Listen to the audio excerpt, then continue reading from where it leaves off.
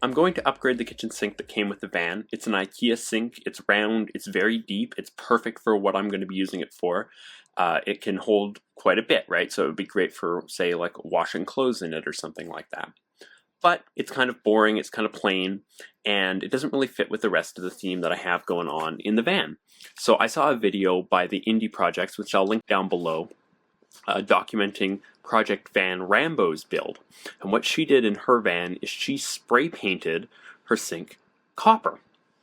So I reached out to her to find out how she did that, and she said that it was just a high heat copper spray paint. Which makes sense. If you're using a sink, you need to be able to, say, like pour boiling water into it. Regular spray paint isn't going to hold up to that. You want something very durable. So I've gone out and I've got myself some high heat copper spray paint. This stuff is designed to be put on barbecues, so it should be more than enough for what I'm using it for. This is the sink that came out of the van. I've just taped over the drain there because that's going to see a lot of use, right? So like a plug is going to go in there, it'll be washed, probably scrubbed more often than the rest of it. So that bit there is just going to stay silver, and hopefully that turns out looking all right. Before I spray paint the sink, I need to make sure that it's going to look good. So I'm just going to do a small test on the back side here where you'll never see it anyway. So I've got a couple layers and I've got a good idea of what it looks like. It's a little bit more orange than I would have liked. It looks a little bit more orange on camera than it actually is.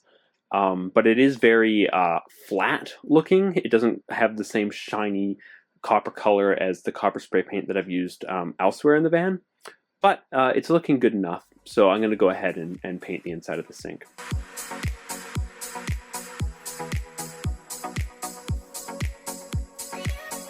I think this was a really bad idea. This stuff, I didn't notice it when I did the tests, but it basically, like, it pools up and it spits the spray paint. It doesn't spray it. Here's the sink after one coat is dried. You can see how splotchy that spray paint job did. So what I've done is I've swapped out the nozzle here for a different can of spray paint, and we'll see if that has any noticeable effect. Okay, so it's morning and I've done several coats. Changing out that nozzle made a huge difference. This is so smooth. I'm very, very happy with it. So I'm just going to take off the tape here and see how it looks like that.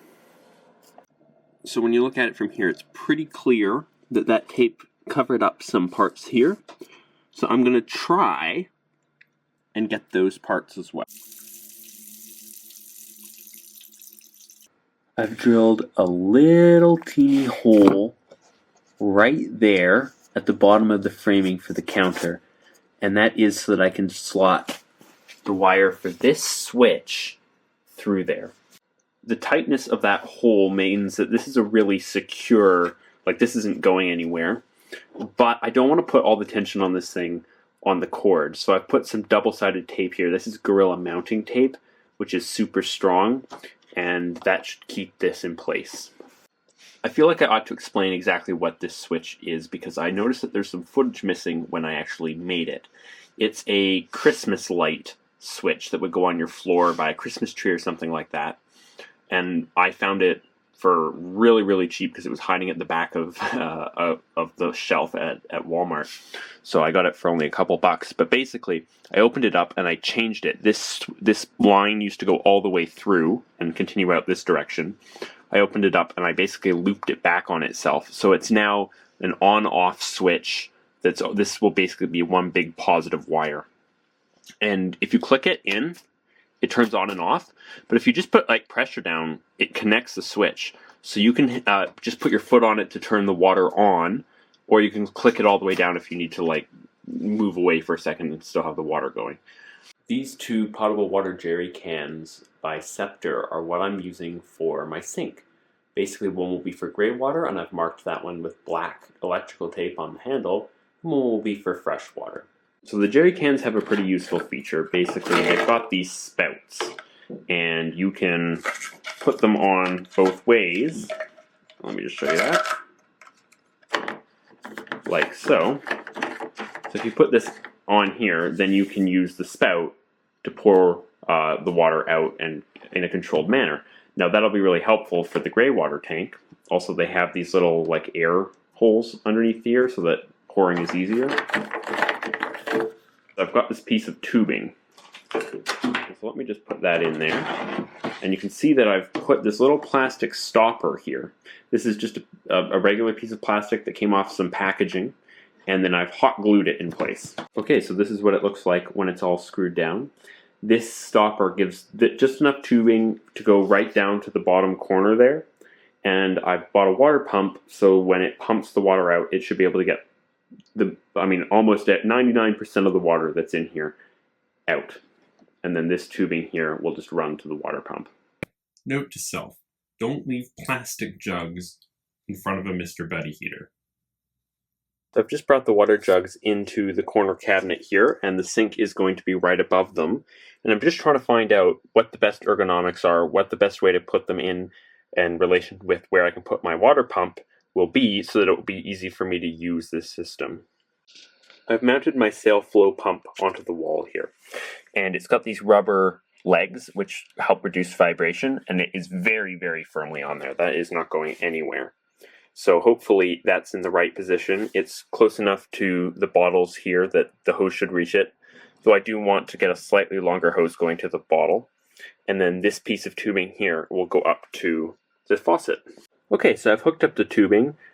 This one here goes straight into the fresh water tank, and it actually is the right length to go down to the bottom there. I just had to move the little stop that I put on up a little bit. And then the rest of it goes up here to this little faucet. I got this with the van, so I'm just going to use it. It does have like its own sort of like on-off thing there, so I'm not quite sure how that'll interact with the water pump, but I might just have to leave it in the up position. Well, I made a mistake. This was going in the wrong direction, so I've rectified that. That means I'll have to kind of loop this around like that.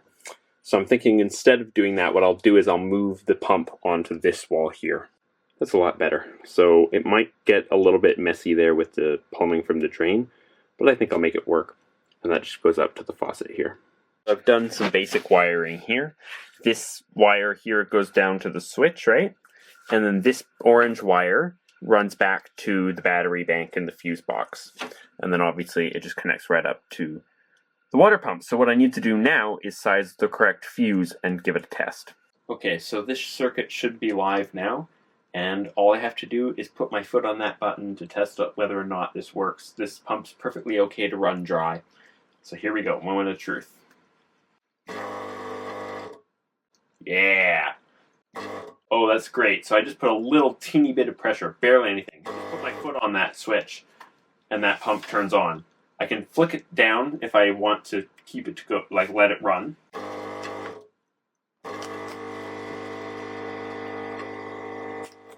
Now that I know that the pump is working, I've run some of the wires up along the wall here and just kind of cleaned them up a little bit. The other thing I did was I put some electrical tape around the head of all of those wires so that if, a spare drop of water or something gets on there, it has some protection. It's not waterproof, but it's better than nothing. So the countertop project has been on hold for a long time. It took a while for us to go out and actually cut the slabs from the tree. And then I was left with these big 3-inch slabs of wood that were much too heavy, much too thick to actually put in my step van. And they were really rough. They were cut with a chainsaw, so they weren't quite suitable. Okay, so I've just brought in one of these giant slabs for the counter here. This is massive, and it's so heavy. I'm going to have to find some way of taking down the weight on this thing. But I'm just trying to get an idea for how this is going to look and how it's going to work. So I asked my dad, and he put out a word at his church. And one of the members there has a planer. So I just got back from there. This guy, Bob, very, very talented and awesome person who helped me plane down these boards to something that's actually usable. This is what we're left with. Very, very beautiful. Once it was planed, it really brought out the grain, and it's maybe not showing up quite so well on camera. But here you can see this is one of the cut edges. We needed to cut down the boards to fit them in his planer. And that is how much wood got taken away. That is a lot of wood. Let me show you on this side here where you can actually see some other than just black. This is what we had. Rough chainsaw edge here. And now we have a very smooth countertop that looks amazing. It's quite a bit thinner. And then I'm actually keeping the live edge on this side. I do have to join two pieces of wood, and I would have had to do that regardless, because just like the tree itself was thinner than my countertop. I finally finished the paneling on the kitchen side behind the counter. This is where the counter is, and I've finished off this part here that encloses the wheel well. I left this because I really hate working with the pallets, but I need it to be in place in order to actually put in the countertop. I'm adding onto the framing here for the counter so that the countertop has something to rest onto. So I'm putting in this here. I'm running into a little bit of a problem though in that I can't screw too far into here because of the door. So what I'm going to do is I'm going to put L brackets under this side to keep it in place with smaller screws. I've secured this 2x2 with brackets here where the pocket is, and then I put 3 deck screws, 2 of which go directly into the wall studs here on this side. I've also had to notch this board a little bit so that it fits around the existing paneling here, and then this one went a little bit further down, so I also had to notch around that. I finished the framing for the countertop here with this 2x2 screwed in place with 4 pocket holes. I've brought the 2 boards for the countertop into the van, and I'm just marking off how I need to trim them. I need to trim them basically around this door well here. So I'm just making some marks on this board, which is the good board with the live edge here, right?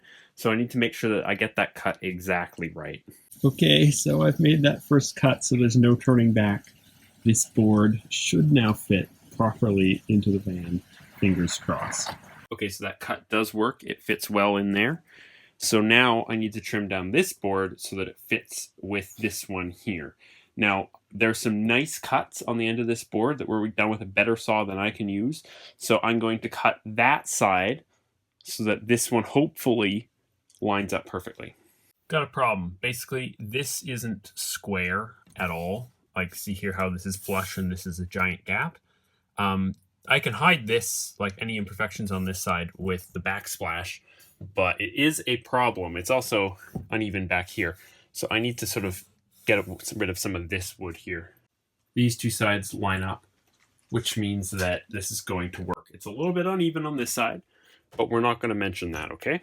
Plan to get the water from the sink into the jerry can is to use a garden hose. So to do that, I need to step down this brass pipe here into something that can be inserted into the hose.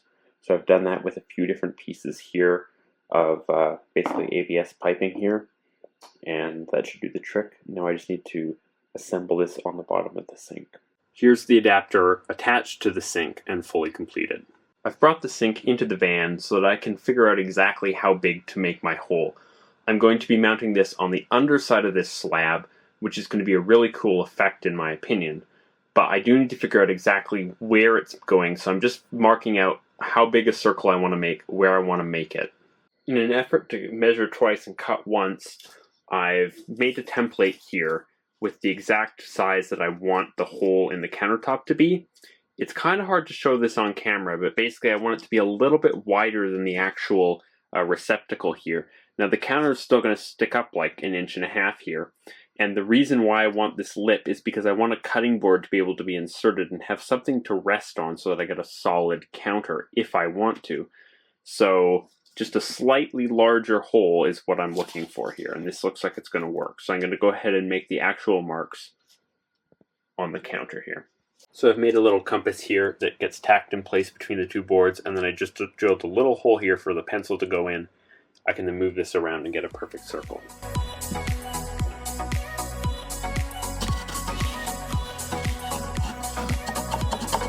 Well, I would call that very successful.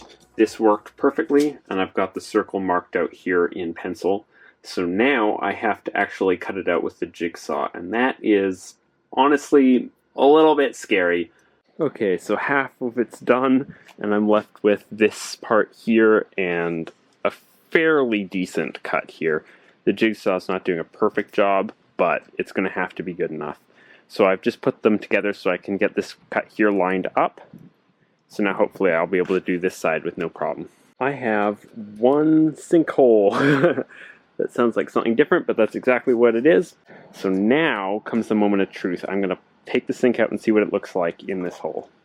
Well, it does look good. It's the kind of the way that I want it, but I can't actually show it to you because I need both hands to keep it in place. But now that I'm happy with it, I need to sand down these edges here and get a really nice smooth finish. You'll have to pardon me if I'm out of breath, but I've just sanded this whole thing down to 320 grit by hand.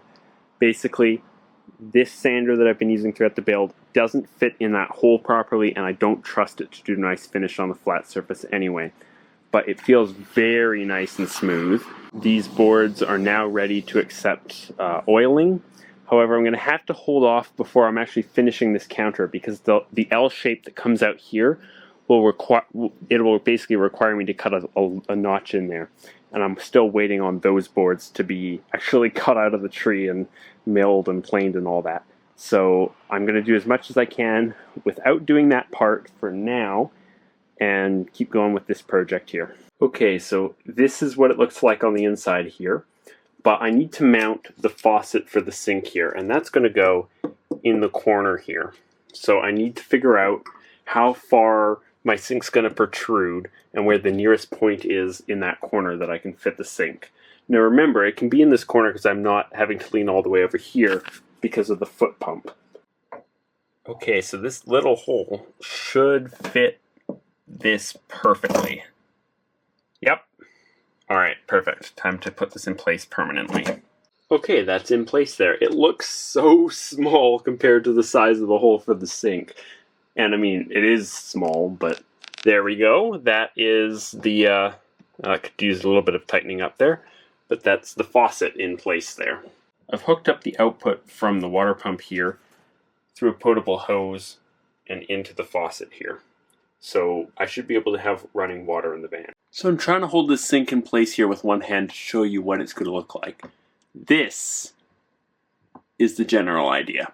I'm pretty rough about it, but I've tacked this in place and it actually moved these boards apart a little bit. When it's all finished and everything's finally cut to exactly where it's going to be, these will actually be attached to one another, so it won't do that. Okay, so here you can see how I've done it. I've basically used a little screw here and then put it through two different washers. Basically, it had to go through two so that it would get big enough. But then that larger one there is just sort of tacking it in place on the underside. And there's 8 screws in total. That should be plenty to keep this thing up. And yeah, it's never going to be, I mean, it's going to be full of water, but I'm probably not going to fill it up all that often, certainly not when it's moving. And these are pretty good screws, so I'm very confident that this will hold. Well, I've created a bit of a problem for myself. I cut the hose to go into the gray water tank, and you can see here that it's basically level with the mouth of the tank here. And it basically, all of these fittings here that brought it down to the hose mean that it's really, really small, and I think this is going to be a problem. Also, I brought the hose in, and the guy sold me the wrong part. This is clearly a wider diameter. So I'm not terribly happy with this, but I'll have to find some way of making it work. Maybe I need to trim down this part of metal here. I'm not sure, but I'm going to do a test. I have a feeling that it's going to spill out the top here. So I've just gone and filled up this jug here with a little bit of water. Not too much because I don't want to overdo it for this test, but the black wrapped handle, that's how I know that it's my potable water. So let's put this hose right down to the bottom there. That's good. Actually, that doesn't need to be screwed on for this. So, hoping that this works. So for this to work, I think this needs to be in the top position. So I'm just going to put my foot here on the pedal, on the button, and see what happens.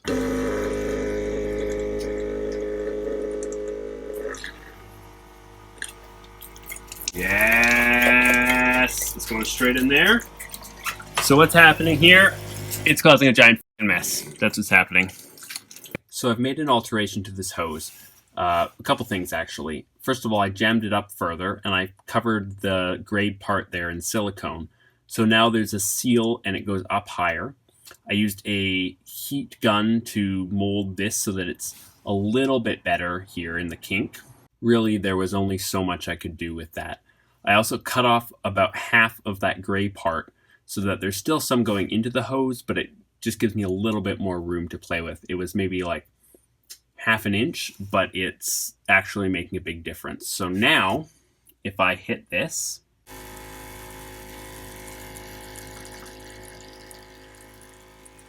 well, I noticed one thing. The water coming out of the faucet was really inconsistent. The pump is now leaking. Good news is that this is good. Okay, so testing Shunts a few things. I've fixed most of the leaks, but one thing is that I'm not on a flat surface, so it's pooling up here, and there's nothing I can do about that.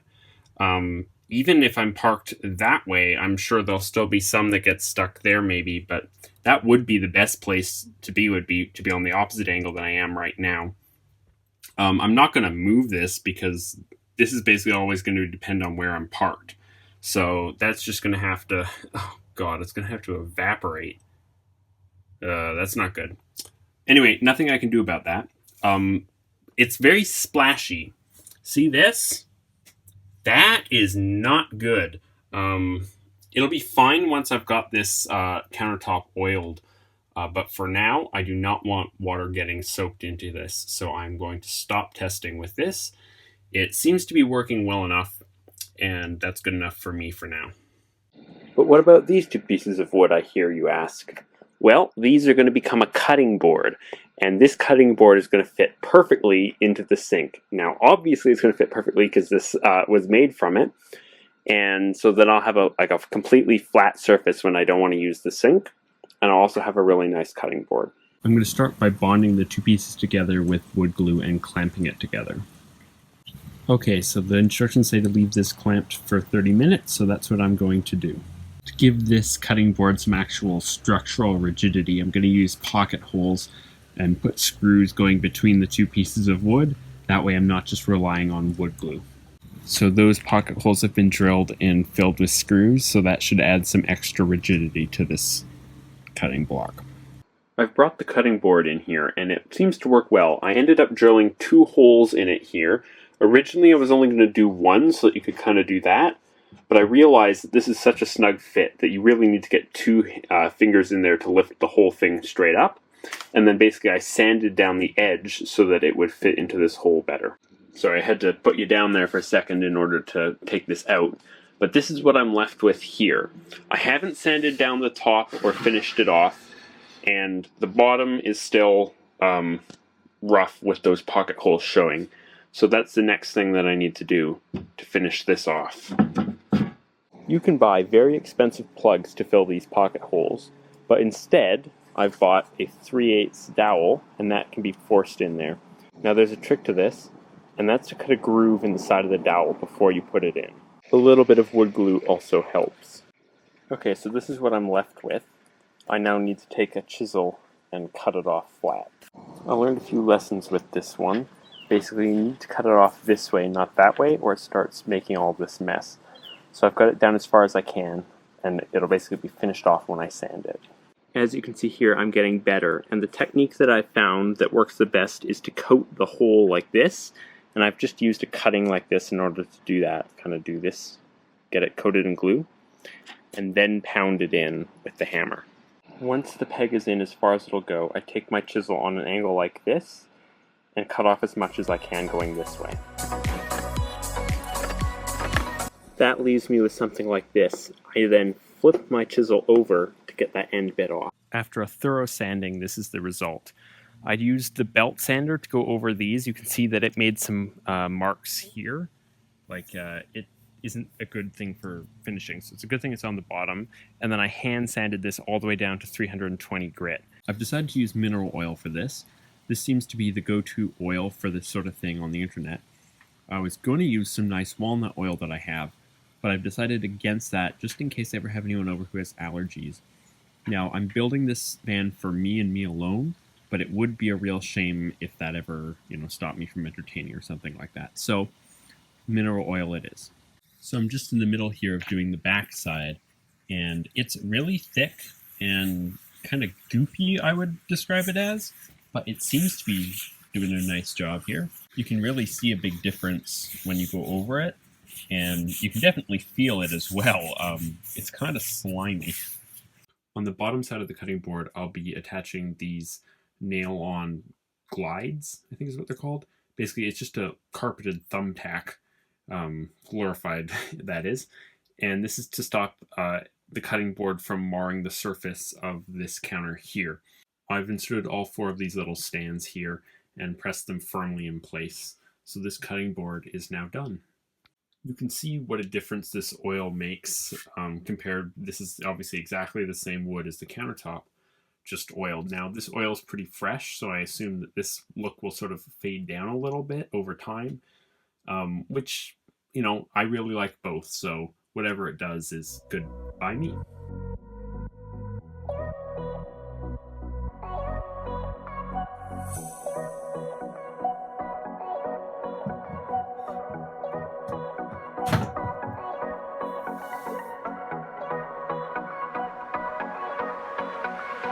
So this is where I'm going to end today's video. This video has about 2 months of footage going into it because I started this and sort of made slow progress, but I didn't really have enough footage to make an actually full-length video on. So now that I have a sink that works, the cutting board, and half of a countertop, I think that's enough. And I'm really trying to keep these videos a little bit short, and I'm trying to keep you as up-to-date as I can. So I think I don't have any other projects that are like really big that I've kind of been hiding. Like you've seen a bunch of the setup for the stuff under the sink in previous videos just because it's been there for months, but there wasn't enough footage to make a full video. So I'm still going to have to wait, you know, for more boards to be cut. And you'll see that when it happens. But I'm very, very happy with the progress that I've made so far with having a functional sink. I love the cutting board. I think that's a great addition. And just running water means that we're almost at a livable stage here. So thank you so much for watching. I'll see you in the next one. Cheers, folks.